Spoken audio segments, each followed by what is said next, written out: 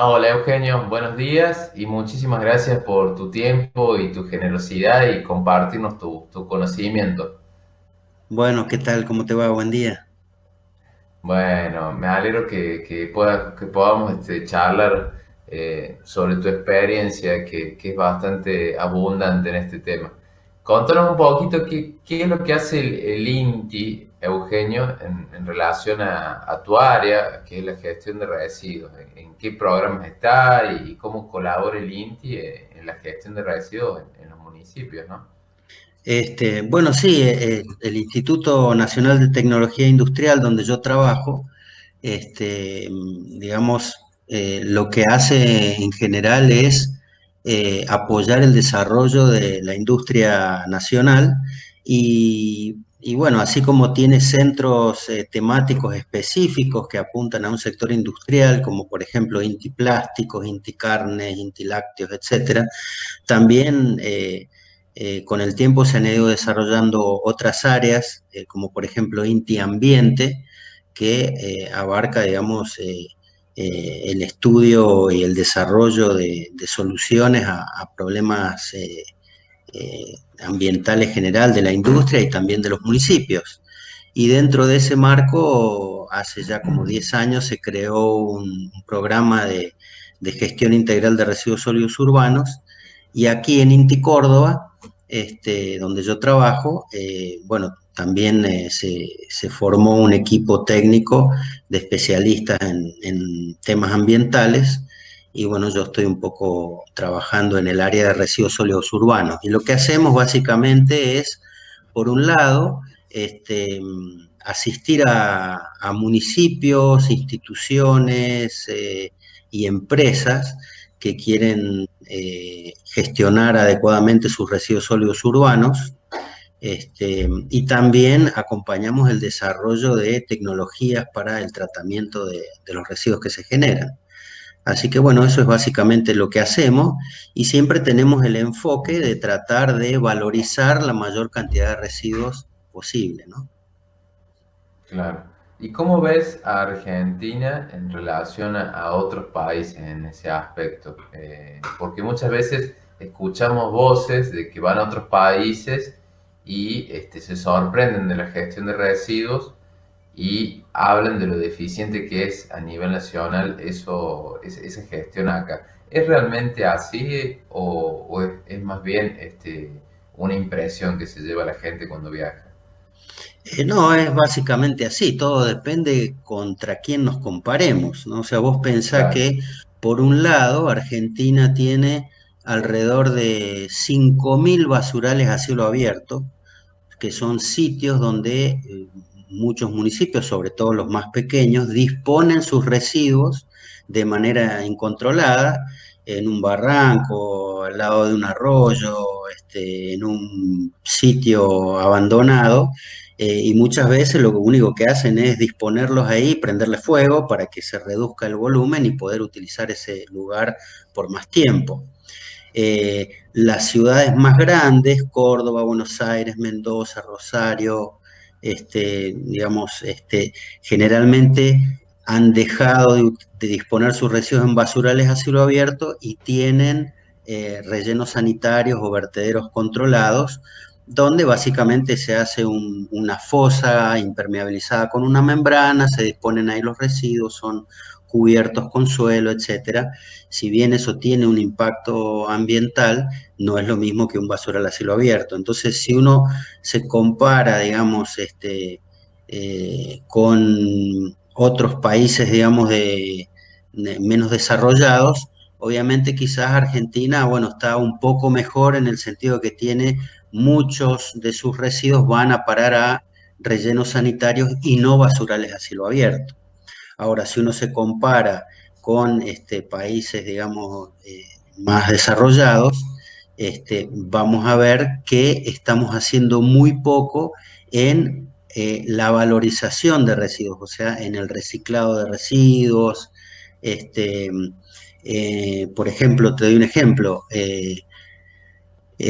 Suecia, por ejemplo, entierra en rellenos sanitarios el 1% de los residuos que genera. El otro 99% lo valoriza de alguna manera. Con el 48% de los residuos los produce, digamos, hace una combustión controlada para generar energía eléctrica y agua caliente. Después el 35% de los residuos que genera los recicla y tiene más o menos un 15% de residuos sobre los orgánicos, que los convierten en compost o en biogás. Entonces vos estás viendo que valorizan de alguna manera, materialmente o energéticamente, el 99% de los residuos que genera y solo entierra el 1%. Acá en Argentina es casi al revés. Estamos Claro. enterrando el 99% de la basura que generamos. Entonces, por eso depende contra quién uno se compare, si estamos bien o un poco atrasados. Un poco atrasado. Y justamente en estos días que se habla mucho de lo económico y lo ambiental y lo sanitario, justamente el ejemplo que das también es bueno no solo a nivel ambiental, sino a nivel económico. Porque tener un pasivo ambiental de esa magnitud, a largo plazo alguien lo va a tener que pagar. Sí, por Eh, supuesto. Nosotros, por un lado, tenemos la ventaja de que vivimos en un país con mucho espacio disponible. Si uno va a Japón, por ejemplo, obviamente ellos no tienen, son muchos habitantes, generan mucha basura y no tienen lugares disponibles para construir rellenos sanitarios y enterrar la basura. Entonces ellos desde hace muchas décadas han optado por la solución energética. Ellos tampoco son productores de energía, no tienen petróleo, por ejemplo, entonces, ellos generan energía eléctrica con la combustión de residuos. Para ellos les ha solucionado un problema energético, por un lado, pero también ambiental, porque no disponen de espacio para enterrar la basura. Y sí, obviamente, un poco, si nosotros nos ponemos a ver, como hablábamos antes de la comparación con otros países, yo tuve hace unos años la oportunidad de visitar Alemania y ver que nosotros hoy estamos como Alemania estaba en los años 70, con algunos rellenos sanitarios y algunos basurales a cielo abierto, y muy poca valorización de los residuos. Este, entonces, obviamente nos queda un camino largo por recorrer y creo que el foco tiene que ser de primero tratar de evitar generar tantos residuos. Nosotros hoy estamos generando, digamos, un promedio de 1 kilo de residuos por habitante por día. Y bueno, creo que podríamos reducir eso bastante. Siempre se habla de las 3 R: reducir, reutilizar, reciclar como lo prioritario. Nosotros podemos evitar bolsas de supermercados si vamos con nuestra propia bolsita de compras, o tender a utilizar envases retornables. Hay mucho que podemos hacer para evitar muchos residuos, y es lo mejor que podemos hacer. También podemos hacer compost en nuestra casa. O sea, pensemos que más o menos la mitad de los residuos que generamos son orgánicos, y con esos residuos, si los gestionamos adecuadamente, podemos hacer compost en nuestras casas. Eso es lo mejor que podemos hacer, porque no solamente generamos un abono para las plantas o para el jardín, sino también estamos evitándole el costo al municipio de recolectar esos residuos, de disponerlos, etcétera, ¿no? Pero sí, también hay muchos residuos, digamos, más o menos un 30% de los residuos son materiales reciclables. Estamos hablando de papel, cartón, vidrio, metales, plásticos. Son materiales que se pueden reciclar, y eso no solamente evita el transporte y la disposición final de residuos a un basural o a un relleno sanitario, sino también implica un ahorro ambiental, porque estás ahorrando recursos naturales, y estás reduciendo el impacto ambiental de la disposición de esos residuos, pero por otro lado, y muy importante también, estás generando fuentes de trabajo y desarrollando una actividad económica a partir del reciclado de estos residuos.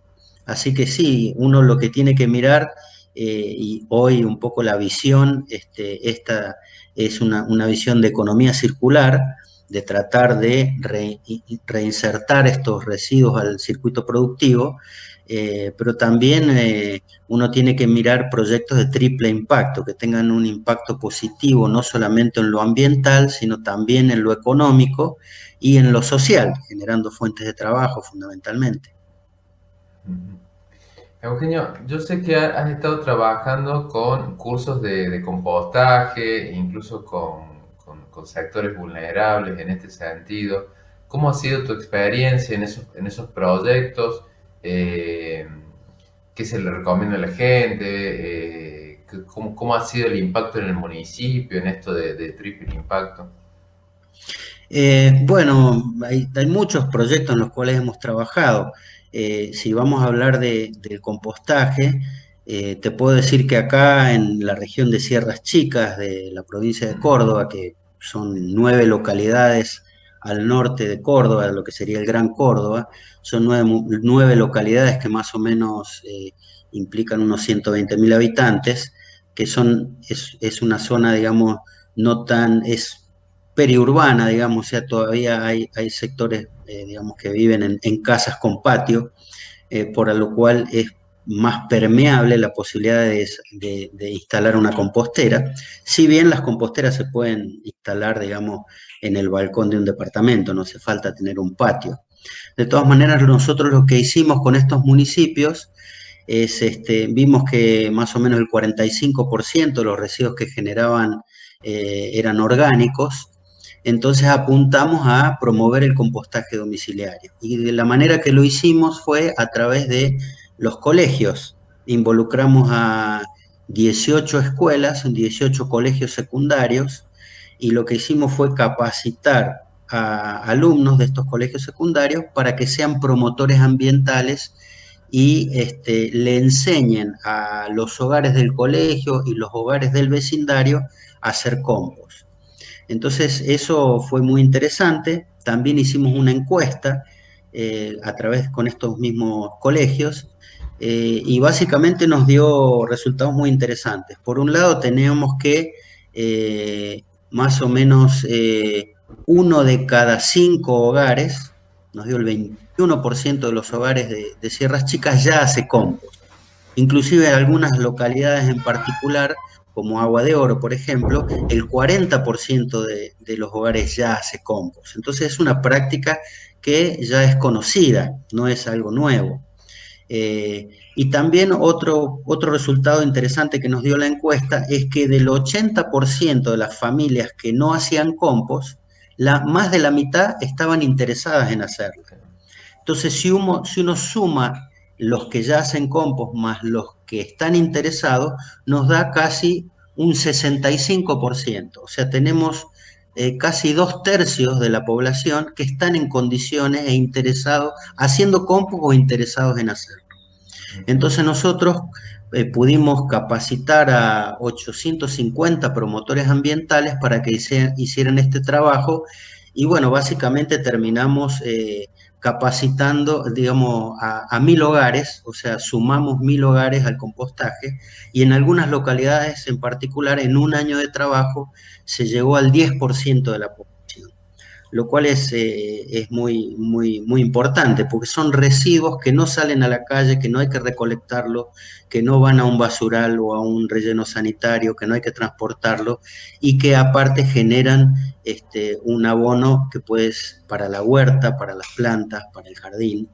Con lo cual nos parece muy importante la promoción del compostaje domiciliario, porque una familia que hace compost ya es digamos, es una familia ya comprometida con el medio ambiente, es una familia que ya separa los residuos, que se hace cargo de los residuos que genera. Así que eso nos parece una experiencia muy importante. También vos hablabas de sectores vulnerables, hemos trabajado con cartoneros, recuperadores urbanos, etcétera, y bueno, vemos que son personas que a partir de la crisis económica del 2001 muchos se han volcado a, a recuperar residuos para venderlos, y bueno, son realmente ante la ausencia por ahí de políticas públicas, son agentes ambientales importantes a tener en cuenta. Y bueno, obviamente ellos han encontrado un medio de vida a partir de la comercialización de estos residuos, entonces yo creo que es muy importante trabajar en la inclusión social de estos sectores para promover el reciclado de residuos. Y por otro lado, bueno, tenemos también, creo que es importante que tengamos en cuenta que acá en Argentina todavía no hay una ley de envase o ley de responsabilidad extendida del productor, que creo que hace falta para darle un marco legal que incentive el reciclado. Estos hay como muchos proyectos en el Congreso, pero realmente no han podido, ninguno se ha aprobado todavía, sigue en discusión y como pasa mucho tiempo y no se debaten en el recinto, pierden estado parlamentario y hay que empezar de nuevo. Claro, claro. Eh, es muy interesante y me dan ganas de preguntarte un montón de cosas, pero hay algo que es recurrente en los alumnos de la carrera, que es, profe, yo vivo en un municipio pequeño y no se hace nada con los residuos.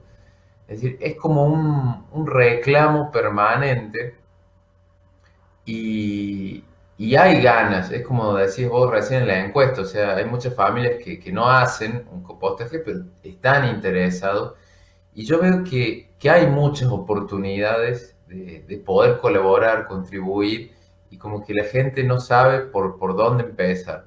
Y yo creo que has tocado algo que es fundamental, que es la acción individual. Es decir, yo quizás no puedo hacer que mi municipio gestione, porque necesariamente implica un rol del Estado, y si yo no soy parte, más allá de hacerlo responsable el Estado con el voto, con algunos otros mecanismos de participación, yo entiendo que es difícil, pero la acción individual es fundamental, y yo creo que esto de las familias que han colaborado ustedes hace que la familia que hace compostaje ya empiece, como decís vos, a tomar conciencia de los residuos que genera. Sí, por supuesto. Yo una vez hice un experimento, ahora que están tan famosas las dietas, hice una dieta de residuos para ver qué impacto yo podía tener como ciudadano. Entonces, durante una semana medí la generación normal en mi casa y después, en otra semana, hice todo lo posible para generar para sacar a la calle la menor cantidad de residuos posibles. Eh, Obviamente hice compostaje con los residuos orgánicos, me preocupé como consumidor de consumir residuos en envases retornables en vez de descartables, en ir al supermercado con una bolsita de compras y no aceptar bolsas de supermercado, en tratar eh, por ejemplo, consumir más residuos a granel en vez de empaquetados. Bueno, con esas acciones sumadas, reduje en un 70% los residuos que genera.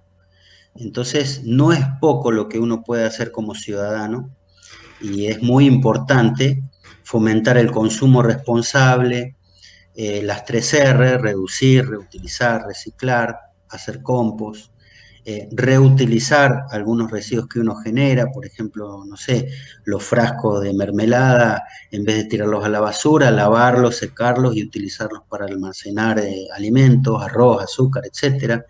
hay muchas cosas que uno puede hacer en este sentido. Y bueno, como vos muy bien decís, el impacto que puede tener uno como ciudadano es muy grande. Yo lo medí en un 70%.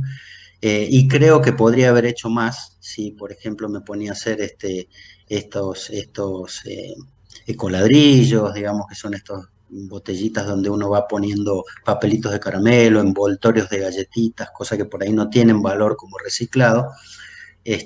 Conozco gente que hace mucho esto y que casi no genera, no saca residuos a la calle, ¿no?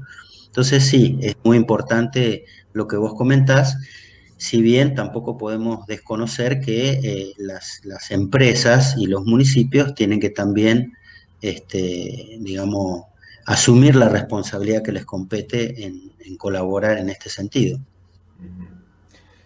Te robo las dos últimas preguntas. A ver, ¿cuál es para aquellas familias que quieren empezar con compostaje, cuáles son las composteras o los sistemas de compostaje que vos recomendás? Y la última es, ¿por qué no se hace en Argentina una valoración energética de los residuos? ¿Por qué está tan mal visto eso? Bueno, primero, los sistemas de compostaje uno puede buscar en internet, hoy hay muchísimos. El INTE ha desarrollado un manual de compostaje domiciliario Mm, que si vos querés, después te lo paso y vos lo podés distribuir a alumnos.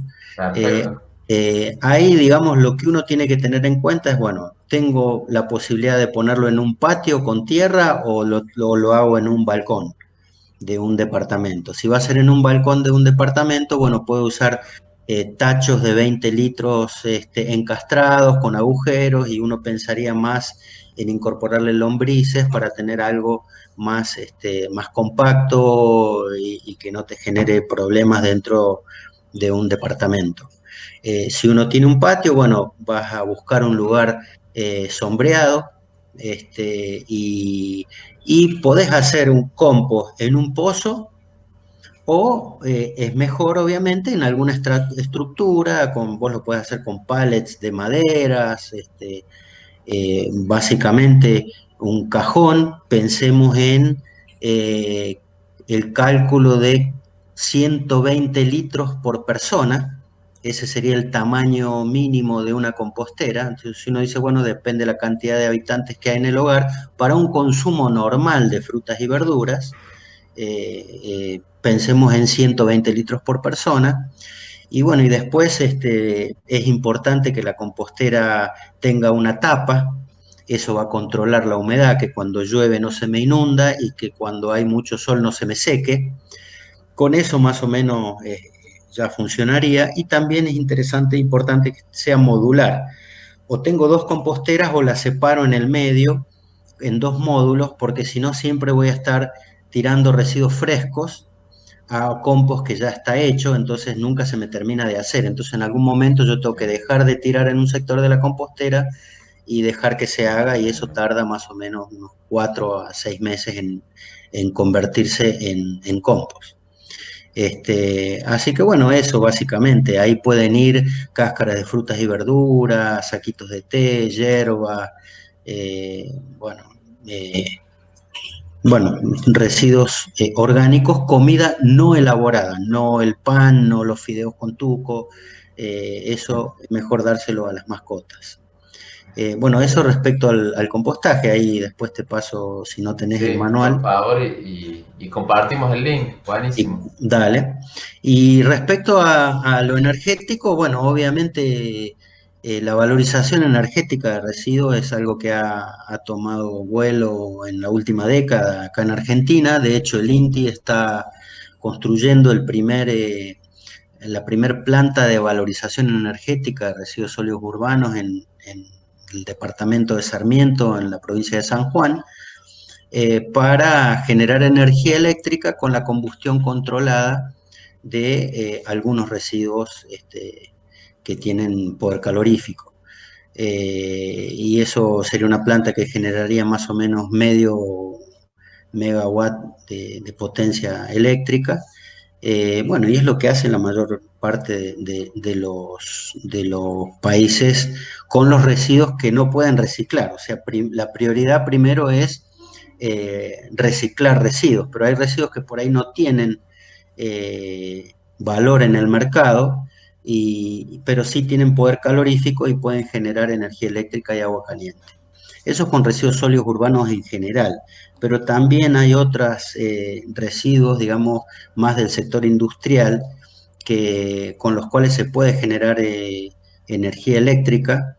Acá en la provincia de Córdoba tenemos el caso de una manicera, y yo no sé si han escuchado cuando hubo ese gran apagón Ujú. hace unos meses, digamos, en todo el país, hubo un municipio que pudo autoabastecerse de luz, y era precisamente a partir de esta manicera que con la cáscara de maní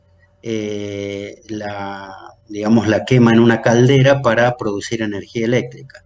Entonces, bueno, hay residuos biomásicos que son como lo dulce de leche, digamos, para estos proyectos energéticos, Claro. porque son residuos con buen poder calorífico, ¿no?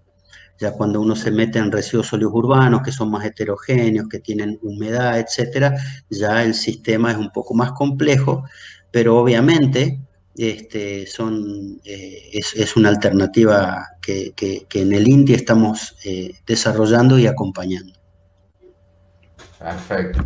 Bueno, Eugenio, muchísimas gracias por tu sabiduría y por tu tiempo. He disfrutado mucho esta entrevista y siempre recuerdo cuando te conocí que eras docente mío y, y espero que se cierre el ciclo y que esto vuelva a mis estudiantes en este caso y vamos en el círculo como de la economía circular. Así que muchísimas gracias y bueno, hay mucho por charlar y seguro que en unos meses te vuelvo a molestar para más información. Bueno, bueno, Francisco, muchas gracias a vos. Te mando un gran abrazo. Bueno, muchas gracias. Nos vemos. Chao, chao.